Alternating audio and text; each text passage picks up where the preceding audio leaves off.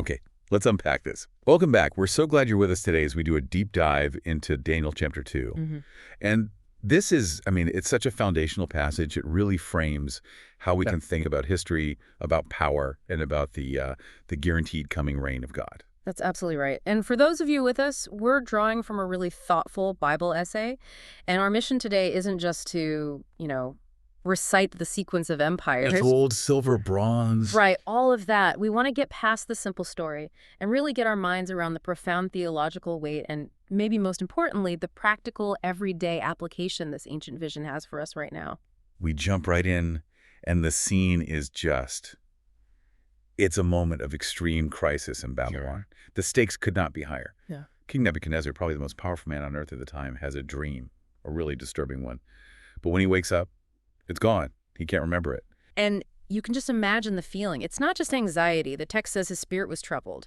This was, for him, an existential dread. He felt like God or the gods had spoken, and he couldn't access the message. So he does what any absolute monarch would do. He calls in his entire court. All the experts, the magicians, enchanters, astrologers, Aye. the best and brightest minds of the pagan world. And he gives them this impossible demand. He says, don't just tell me what it means. First, you had to tell me what I dreamt.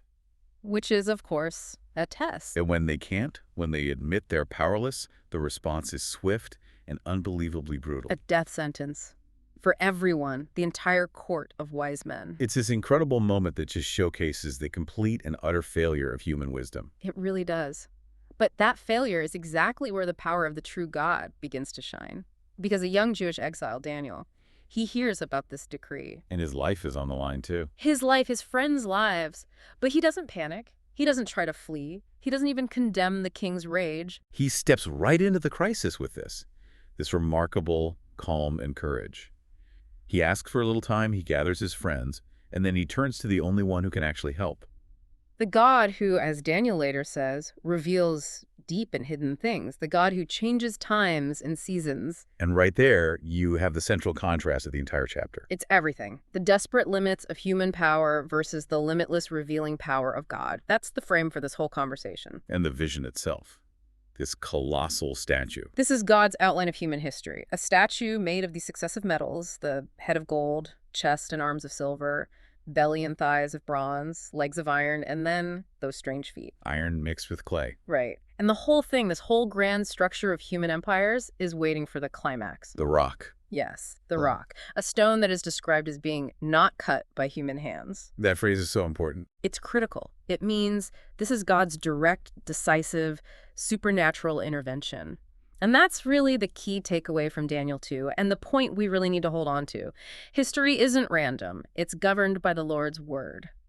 And our ultimate hope, it rests entirely in the king that God himself is going to reveal. And securing that hope. That's our mission for this deep dive. To really appreciate the power of what Daniel reveals, we have to start by understanding the world he was living in. We have to feel the weight of the exile. Yeah, this isn't just a political defeat in the background. It's a national catastrophe. Judah has fallen.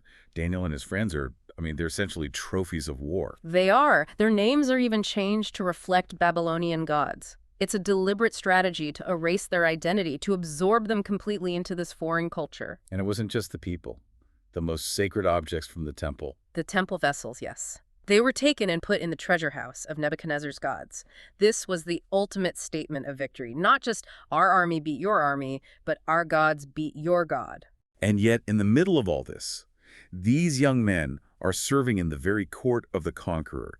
They're being trained in Chaldean language and literature. What did that training actually entail? It was a full immersion program. The goal was to create loyal servants of Babylon, steeped in its wisdom. And Chaldean learning was basically synonymous with astrology, divination, magic, interpreting omens. So they were being trained in the very system that just failed the king. Exactly. They were forced to master the world's most sophisticated pagan religious system, even while they were secretly, keeping their dietary laws and staying faithful to the Lord in their hearts. But their faithfulness wasn't just sort of a personal conviction. It was informed by prophecy, wasn't it? They knew this wasn't forever. That's a crucial point. Their hope wasn't just blind optimism. It was rooted in God's fixed, declared plan. The prophet Jeremiah had already announced that the exile would last for 70 years. 70 years. And then God would bring his people back. So Daniel is serving in this court, knowing that the clock is ticking. The time of captivity was fixed, and the time of restoration was certain. That knowledge changes how you respond to a crisis. It gives them this incredible stability. They're not rebels. They're agents of God, operating with the full knowledge that this whole empire, this head of gold, is temporary. Absolutely. Now let's talk about the thing that sparked this whole crisis in the first place. Dreams. Right. In the ancient Near East, dreams weren't just random thoughts. They were seen as a primary way the gods communicated with humanity. Kings depended on those court experts to interpret dreams, omens, all of it. It was part of statecraft. But Nebuchadnezzar's demand goes way beyond the norm. Usually the king would just tell them the dream. Here he's demanding they tell him the dream first. Why the extreme pressure? It was a test of authenticity. He was a savvy ruler. He knew his court magicians were probably charlatans a lot of the time. Right, they could make up any flattering interpretation. Exactly. But if they really had the supernatural insight they claimed, they shouldn't need him to provide the data. They should be able to retrieve it from the divine realm themselves. He was testing the integrity of their whole system. And they fail. Immediately and spectacularly. And what they say in their defense is, it's the perfect setup for Daniel. It's a crucial confession. They say, no one on earth can do what the king asks. And then they explain why. Except the gods, whose dwelling is not with mortals. They basically admit their gods are distant and inaccessible. They throw up their hands and say, only a god could do this, and our gods don't really interact with people that way. It's a confession of impotence, and it sets the stage perfectly for Daniel to come in and say, but there is a God in heaven who reveals mysteries. The contrast is just. It's night and day. It's the whole point. Useless court religion versus direct, personal, powerful revelation from the God of Israel. Okay, so we have Daniel in Babylon under a death sentence, ready for this revelation. Now let's zoom out. How does this specific vision of the statue fit into the Bible's bigger story? This is such a critical thread for us to follow. Daniel 2 gives us the blueprint for what Jesus himself later calls the times of the Gentiles. The times of the Gentiles. Let's unpack that. What does that phrase mean? It's a specific era in God's plan. It's the long span of time that begins with the fall of Jerusalem and the exile, the moment when Israel lost its sovereignty and came under the dominion of Gentile world powers. It starts with Babylon. And it runs all the way until... All the way until the Messiah returns and establishes his kingdom on earth. So Daniel 2 is outlining this entire multi-millennial period of Gentile rule, starting with that golden head and going all the way to the feet of iron and clay. So it's a divine timeline of world history, specifically as it relates to Israel and Jerusalem. Precisely. And the key theological idea here is that God permitted this. It was a consequence of Israel's unfaithfulness, part of the covenant curses. But, and this is so important, this allowance didn't cancel God's ultimate covenant plan. His promises to Abraham and David. Exactly. His oath to bless Israel and the nations through the promised king was still in effect. Gentile empires might be in charge for a season, but God remained completely in control of the ultimate timeline. The exile clarified who the true covenant keeper is. It's always God. Okay, so the moment of revelation arrives. Daniel is brought before the king. But before he says anything about the dream, his first action is worship. Yes, he models the correct response. He doesn't come in boasting, I've got the answer. He just spent the night praying for mercy, and now he praises God publicly for his wisdom and power. He declares that God, and God alone, removes kings and sets up kings. He's making sure everyone knows where this information is coming from. It's an essential preamble. He flat out tells the king, no wise man, enchanter, magician, or diviner can explain this to you. He's basically condemning the king's entire system while also denying that he figured this out himself. He's just the messenger. He's just the messenger. The insight comes from the God of heaven who is making known what will happen in days to come. The whole thing shifts from being a political crisis to a divine revelation of history. All right, so with that groundwork laid, Daniel reveals the dream. This striking, terrifying image of a giant statue. Composed of 5 distinct materials, so let's map them out one by one, starting from the top. The head of gold. And Daniel says, you, O king, you are the head of gold. Why gold? Gold represents the absolute, centralized, unparalleled splendor and power of the Babylonian Empire under Nebuchadnezzar. He had singular, unchecked authority. His will was law. There were no committees, no coalitions. It was pure, absolute monarchy. And gold is the perfect picture of that unique glory. Okay. Then moving down, we have the chest and arms of silver. This is the kingdom that comes next, Medo-Persia. Right. And silver is valuable. It's powerful, but it's inferior to gold. And notice the two arms. This points directly to the dual nature of the empire, a coalition of the Medes and the Persians. Ah, that's a fascinating detail. It is. Their power was huge, but it was more administrative, more decentralized than Babylon's. They had this complex system of taxation and logistics. So you see a progression. Less brilliance, maybe, but a more distributed power structure. From silver, we go down to the belly and thighs of bronze. This would be Greece. Bronze. It's tough, it's durable, but again, a step down in value. And the defining characteristic Daniel gives this kingdom is its scope. He says it will rule over the whole earth. Which perfectly fits Alexander the Great. Perfectly. His conquests were lightning fast, and they stretched across the known world, from Greece all the way to India, and the cultural impact Hellenism was even wider. Bronze was a fitting symbol for that fierce, spreading power. And then we get to the fourth kingdom, the legs of iron, Rome. The description here is incredibly strong. It crushes and breaks everything. Iron is about brute force. Military and administrative might. Think of the Roman legions, their engineering, their law. They took the pieces of the previous empires and just ground them into submission. There was a brutality to Roman rule that the other metals don't quite capture. And the vision specifies 2 legs. Which points to the eventual and permanent division of the Roman Empire. The split into the western and eastern halves wasn't an accident. It was prophesied as part of its fundamental character. Okay, this brings us to the final and maybe most debated part. The feet and toes of iron mixed with clay. Right. And this is the final form of Gentile power on the earth right before the end. The image is one of inherent instability. You have the strength of iron, but it's mixed with brittle, baked clay. And they don't mix. They don't mix. The text is explicit. They will not remain united any more than iron mixes with clay. So the final stage isn't another single unified empire like the previous 4. It's a condition, a fragile, fractured coalition. And the 10 toes seem to connect to other prophecies. They do. They correspond to the 10 horns you see later in Daniel 7, which again suggests a final confederation of nations or rulers. And the core characteristic is this strange blend of authoritarian strength, the iron, and some kind of weakness or division, the clay. People have debated for centuries what that means exactly. Is it democracy versus dictatorship? Some other kind of mixture. Right. But the key takeaway is that the final form of human government is strong, but it's internally divided and ready to shatter. It's a setup for what comes next. It is the perfect setup for the climax of the whole vision, the rock cut without hands. Let's spend some time on this, because this is the event that changes everything. It's the divine intervention, and the timing is specific. It happens in the time of those kings, during that final divided stage of the feet and toes. And the origin of the rock is key, not cut by human hands. That phrase is a biblical signal for something of purely divine supernatural origin.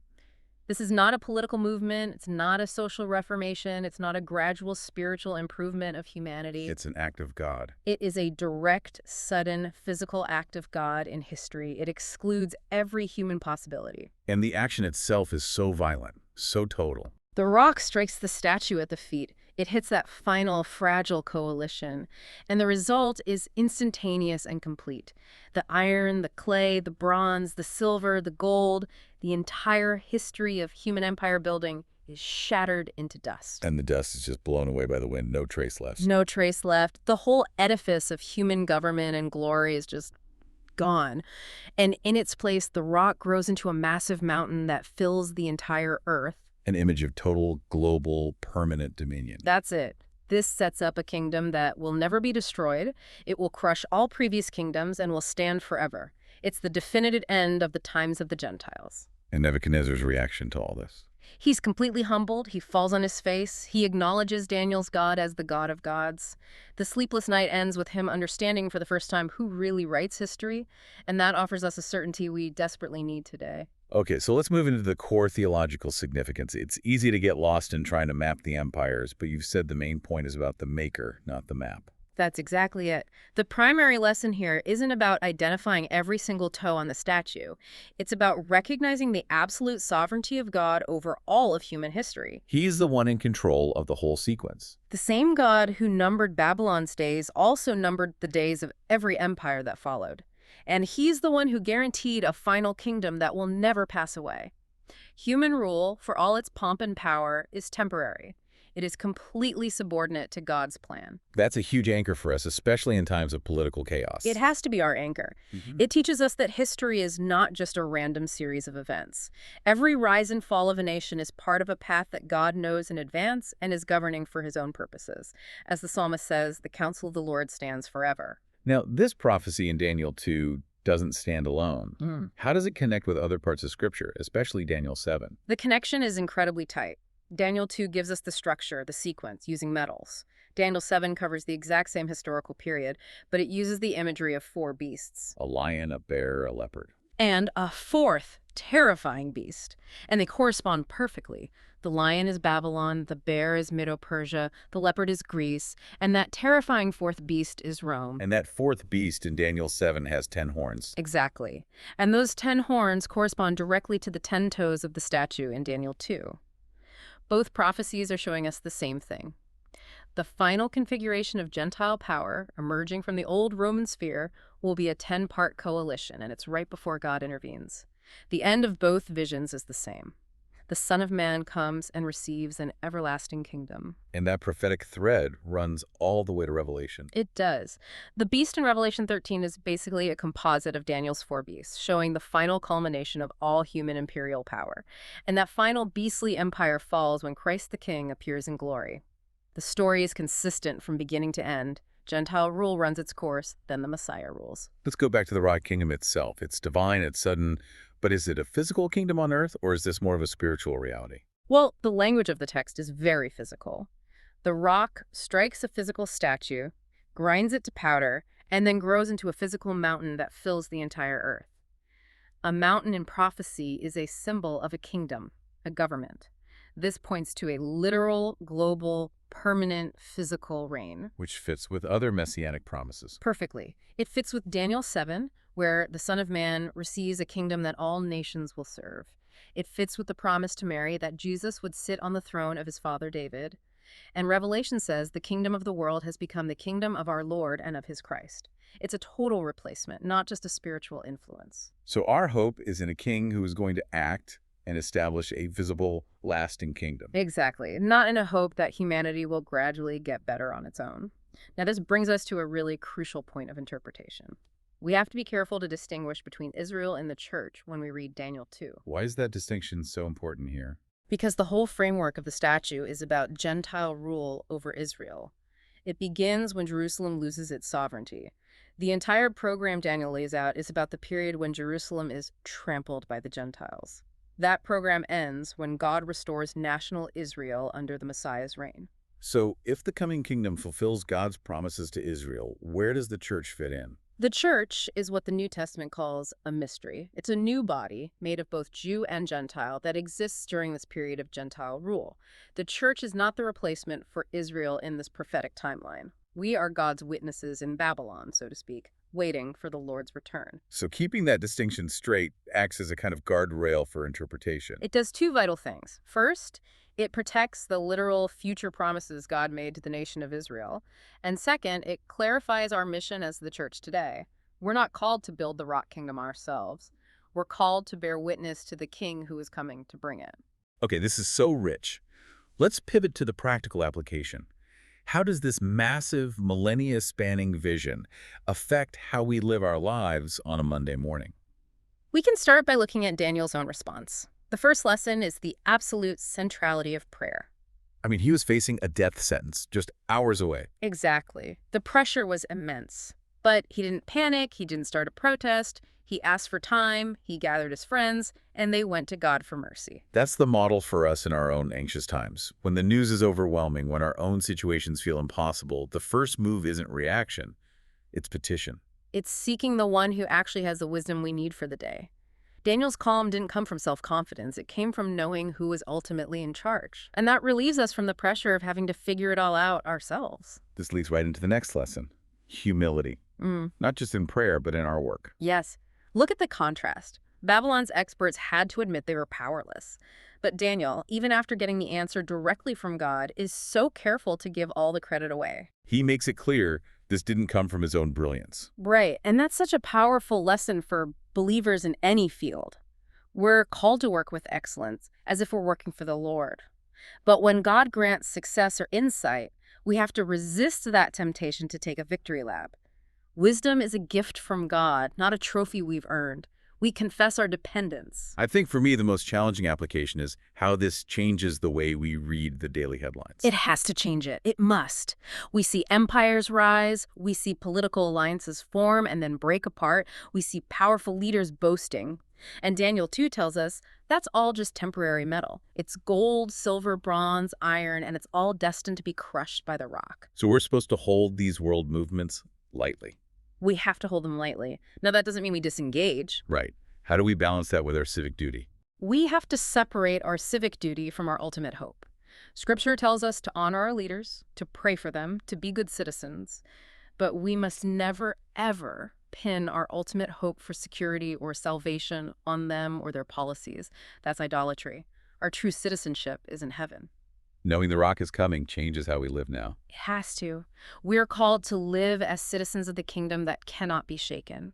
That means showing the character of our coming king, humility, justice, truth in our everyday, ordinary faithfulness. Our certainty about the end should fuel our faithfulness in the present. And finally, there's just immense comfort here for weary hearts. It is so easy to look at the world's systems, global finance, military power, political corruption, and just feel completely overwhelmed. It is. The statue glitters, it's impressive, but it has an expiration date. The rock seems small at first, but it becomes the mountain that fills the earth. The vision gives us this profound assurance. The Lord will end what man cannot fix, and he will do it in perfect righteousness and peace. That knowledge gives us a posture for our daily lives. It does. Until that day comes, we keep watch, we stay steady, and we pray that simple but powerful prayer, your kingdom come. We live in that tension of the now and the not yet. Nebuchadnezzar's dream, then, is so much more than just a historical timeline. It's really an anchor. It gives us a ruler we can trust. It really does. The same God who set the limit on Babylon's golden glory is the God who promised a kingdom that will end this whole cycle of human pride and last forever. A promise that should give us profound security in a world that feels anything but secure. Absolutely. The psalmist reminds us that no king is saved by the size of his army. No empire, no matter how powerful or advanced, can outlast the word of the Lord. The rock is coming. So Daniel 2 charts this long road of Gentile rule, but it ultimately calls us to lift our eyes higher. That's the call. To lift our eyes above the glittering temporary metals and to worship the God who rules the road. To focus on the living king. It moves us to pray for wisdom right now and to hope with absolute certainty for the justice that is coming when he arrives. Let's end by returning to that final, powerful promise in the text, the one that solidifies everything we've talked about. In the time of those kings, the God of heaven will set up a kingdom that will never be destroyed, nor will it be left to another people. It will crush all those kingdoms and bring them to an end, but it will itself endure forever. That's the promise of endurance. The guarantee of permanence. We have this blessed assurance that the mountain will fill the earth, that the knowledge of the Lord will cover the world as the waters cover the sea. That day is absolutely sure, because the God who revealed the dream is the God who keeps his word. May you walk today in the deep comfort and quiet confidence of that coming everlasting kingdom.